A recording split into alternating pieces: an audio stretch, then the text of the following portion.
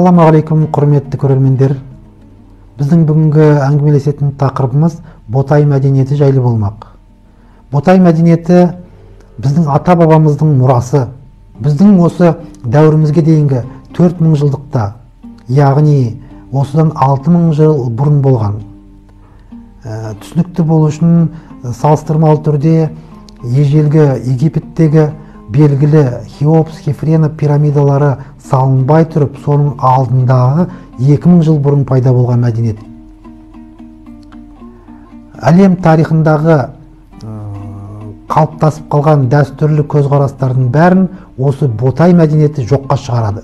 Өйткені тас дәуіріндегі бірегей осы әлемдік деңгейдегі бірегей қоныстардың бірі болған. Ботай мәдениетінің ашылуы қазақ археологиясының ең таңғажайып жетістіктерінің бірі. Және де бұл қоныс кездейсоқ жағдайда табылған. Сонау 1981 жылдың көктемінде солтүстік Қазақстан облысының маңайындағы ауылдың қасындағы арық өз арнасынан асып тасып бүкіл жердің бәрін шайып кетеді. Соның нәтижесінде шайылған жерлердің бәрінде көптеген сүйектер қаптап шыға келеді. Бұны көрген жергілікті халық бұл аурудан қырылған малдарды көмген жер шығар деп қорқып, ол жерге жоламайды. Содан кейін бұл жерге мамандар келіп, бұл сүйек үй малдарының, яғни оның ішінде аттың сүйектері деп анықтайды. Осыдан кейін Виктор Зайберг бастаған экспедициялық археологиялық топ осы жаққа келіп, бұл жерді зерттей бастайды. 10 мыңнан астам жылқы сүйектерін табады және зерттейді. Сол зерттеудің нәтижесінде бұл Ботай қонысы адамзаттың тарихындағы ең алғашқы атты қолға үйреткен мекен деген сенсациялық жаңалықты жариялайды. Осы жаңалықтан кейін бүкіл шетелдік ғалымдар қызығушылық танытып, осы жерге келіп зерттей бастайды. Британдық ғалымдар осы жерден табылған керамикалық ыдыстардың сынықтарынан аттың сүтінің молекуласын табады. Оны зерттей келе лабораторияда қорытынды жасайды, яғни ботайлықтар тек қана атты қолға үйретіп қана қойған жоқ, сонымен қатар осы аттың сүтін пайдаланды деген. Яғни біздің ата-бабамыз ботайлықтар сол кезде қымыз ішіп, саумал ішіп жүрген болып отыр. Ал американдық Дэвид Энтони айту бойынша бұл әлемдік тарихта көптеген жауапсыз қалған сұрақтарға осы Ботай мәдениеті, Ботай қонысы соған жауап берді деген қорытынды шығарады. Яғни сол кезде осы ботайлықтар осы солтүстік Қазақстан жерінде шөптің ұзындығы 1,5-2 метрге дейін болған екен. Сол қалың шөптің арасында осы жылқылар жайылып жүрген. Ал Ботай жылқысының биіктігі 1,20 метр 20 сантиметрден 1,60 метр сантиметрге дейін болған екен. Ботай мәдениетінің жалпы адамзатқа қосқан үлесі өте зор. Өйткені осы атты қолға үйрету арқылы, прогрессивті алға жылжу арқылы адамзат тарихында прогрессивті даму тездете түсті. Сол себепті бұған үлкен үлес қосқан осы біздің ата-бабаларымыз Ботай мәдениеті деп айта аламыз. Жылқыны ең алғаш қолға үйреткен біздің ата-бабаларымыз. Бұл әлем мойындаған тарихи шындық. Ботай мәдениетін зерттеуші ғалымдар бұл тұжырымның даусыз екендігіне күмән келтірмейді. Атқа мінгеннен кейін өмір ритмі мүлдем өзгереді. Ақпарат алмасу, алыс жерге жету 6 есе жылдамдайды. Бірінші рет осындай жүйрікке отырған далалық не сезінуі мүмкін?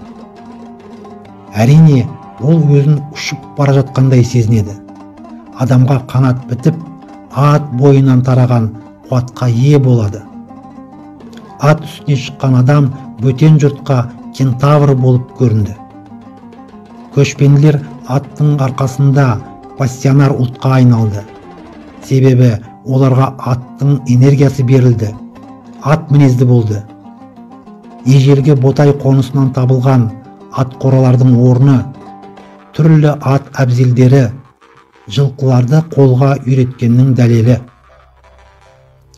Зерттеулер сүйек және қылдан жасалған ауыздықтардан қажалған жылқы тістерін анықтады. Жылқыны қолға үйреткен далалықтар тұрмысы мен шаруашылығын дамытып, әскерін күшейтті. Аттың күші құрылыс жұмыстарына, егін егуге, мал бағуға пайдаланды. Британдық Эксетер университетінің ғалымдары археологиялық қазбаларға қатысып, алғашқы қолға үйреткен жылқының геномын зерттеді. Осыған дейін көп ғалымдар ат қола дәуірінің басында қолға үйретілді деп келген.